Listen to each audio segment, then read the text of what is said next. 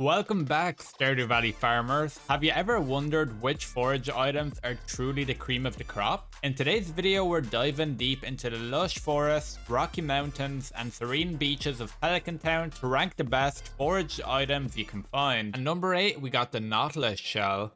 You can find the Nautilus Shell while exploring the beach during winter. The Nautilus Shell isn't actually worth that much in terms of currency, only selling for about 120 to 240 gold. Despite this, it's pretty valuable for anyone who wants to work on the community center, as it is required for the field research bundle. Additionally, it can be used to improve your friendship with Leo, as the Nautilus Shell is one of his loved gifts. You can also use the Nautilus Shell in the sewing machine to create the strapped top item. And number 7, we got the Sea Urchin. Sea Urchins can be foraged year round, as long as you know where to look. This little creature can be found in the tide pool east of the beach. They're worth a pretty penny, between 160 to 320 gold, depending on the quality of course. It is also required as part of the dye bundle in the community center. And number 6, we got the Crystal Fruit. In Stardew Valley, you can most commonly find the Crystal Fruit whilst foraging during winter. A lot of players can find themselves struggling to make income during winter, as you can't grow many crops,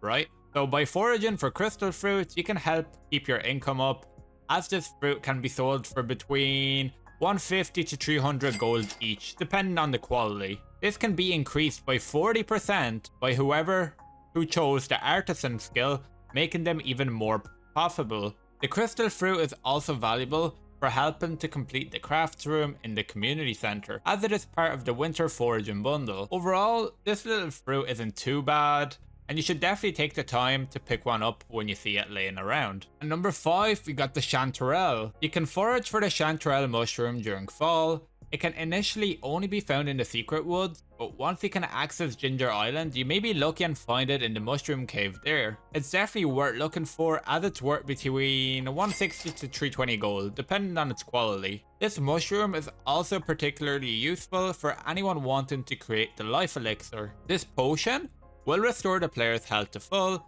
making it perfect to bring along whilst you're fighting a bunch of monsters in the mine. At number 4, we got the Snow Yam. Snow Yams can be found during winter, although they're one of the more unique foraging items in Stardew Valley. They can only be located underneath the snow, and you need to dig them up using a hoe. Whilst they are only worth about 100 to 200 gold each, you can easily farm them on the beach, raking in large amounts of them in the process. Winter is also a hard time for all players, as you can't grow many crops and therefore have very little income. So farming snow yams can really help you with a little boost during the season. And number 3, we got the purple mushroom. You can most commonly find purple mushrooms while exploring the mines from floors 81 onwards. It also has a chance to show up in the Skull Cavern. This rare mushroom is particularly valuable for anyone trying to complete the community center bundle. It is required for the field research bundle and can be added to the exotic foraging bundle and wild medicine bundle. It's also worth quite a decent amount of money, ranging from 250 to 500 gold depending on its quality. The mushroom can also be gifted to the wizard, as it is one of his most loved gifts, and you should definitely make sure you pick any purple mushrooms you see while you're exploring.